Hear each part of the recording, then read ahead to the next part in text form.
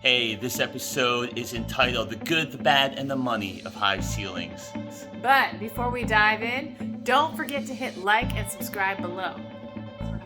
Holding the walls, the exterior walls in, needed to transfer that load to this. This wall has a big I-beam underneath it, so we transferred that load to that wall, and that's the way we were able to get rid of the horizontal rafters. So that was it.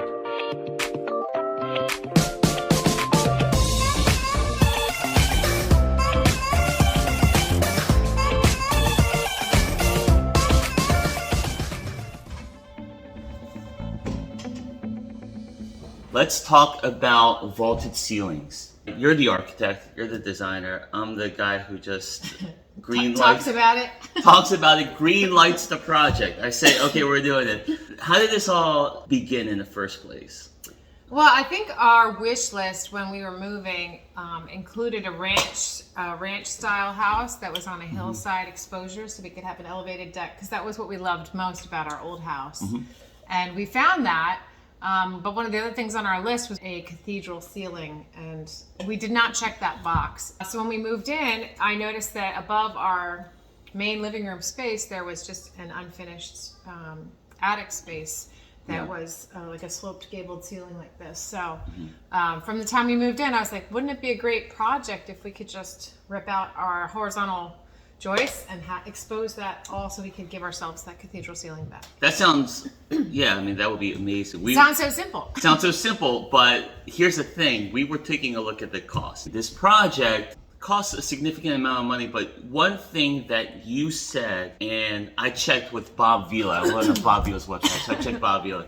He said this: you can add up to 15 to 20% to your house's value if it has a vaulted I think high I sold it to you as a 10 to 15%. 10 to 15%. But whatever the case, it seems like a specific thing that people are trying to check on their list when they're searching for a house. I've had a couple friends even say to me, oh yeah, well, I'm just not willing to give up my vaulted ceilings. It just, makes sense that would be something that would raise the value of your house. So the way I looked at it was, okay, if the construction cost, if we're using percentages, it was going to be about 2% of the value of our house, okay? Now, we're not looking to sell anytime right now, but if I'm going to spend about 2% in construction, and I can get, let's say conservatively, 10%. Yeah, I would think so. Okay, then I get 8% back should we desire to sell that house.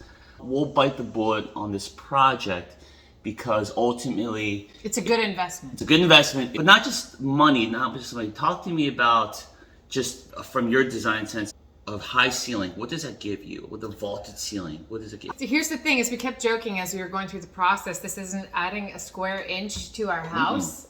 So it really is a mental thing. In our old house, we had our main space had a sloped cathedral ceiling like this, and it was the space everyone gravitated towards. I had always wanted to add skylights just to make it even brighter, because brightness and those types of things are hard to quantify, but I feel like they increase your quality of life in the space. And so as we were looking at the project, I had our contractor give me an alternate to add a skylight, and we ended up adding 2 of them because we just felt like the value of having the additional light as the space was higher was worth it. It's a little abstract as a concept, but I think that people feel it when they're in the space. So what are some of the challenges? An unanticipated challenge was that when we opened up these joists and took these out, all of the electrical for this side of the house was coming from this side of the house, because that's where our electrical panel is. And so there were probably 11 or 12 wires stretched straight across this ceiling space. They were just then hanging when we removed the joists. So we were like, oh shoot. We were quoted several $1,000s for people to install the recessed lights.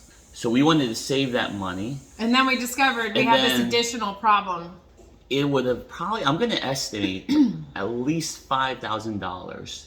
Dan got very good with junction boxes. It was painful. Noel's making the channels.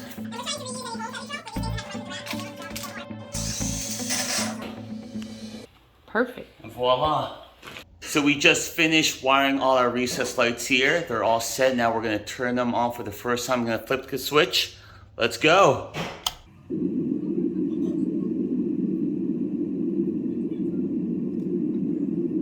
So you can see we still have this wall in the middle of our house that divides the two sides of the house. And, you know, a lot of people said, well, wouldn't it be great if you could just take out that whole wall?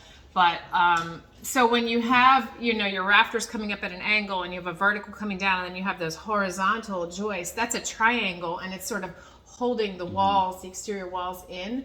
Needed to transfer that load to this wall has a big I-beam underneath it. So we transferred that load to that wall, and that's the way we were able to get rid of the horizontal rafters. So that was we were able to get rid of the horizontal rafters. So that was an anticipated challenge that the framer and I worked through, was how to properly secure that. Here's another challenge that we saw. Okay, so you see we've got this beautiful fireplace here. So the stone just was only up to where the ceiling line was, and then Right above about that here. was just kind of a sloppy CMU chimney that was corbelled out slightly. So I was concerned about the ability of the mason to be able to make that stone look completely flat. Pretty much the last 5 or 6 feet is completely new stone that they matched in mortar to line up. So it looks like that was always there. Yeah, I mean, luckily the stone that was used in this fireplace is a local stone, and the mason that we hired knew it, and so he was able to, it's an Avondale field stone.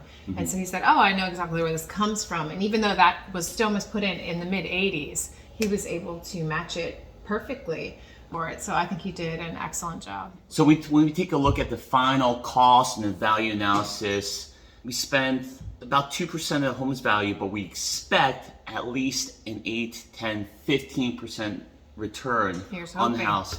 Now, we're not looking to sell it. You know, we won't ever see that money. But as Noel mentioned, ultimately, the feeling you get in living in a large space without adding a square inch to your actual footprint, it makes you feel like you live in a larger house. It's like a castle. It's like a castle.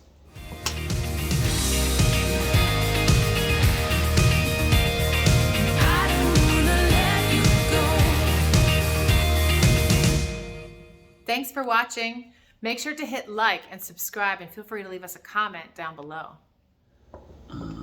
Living in a large space.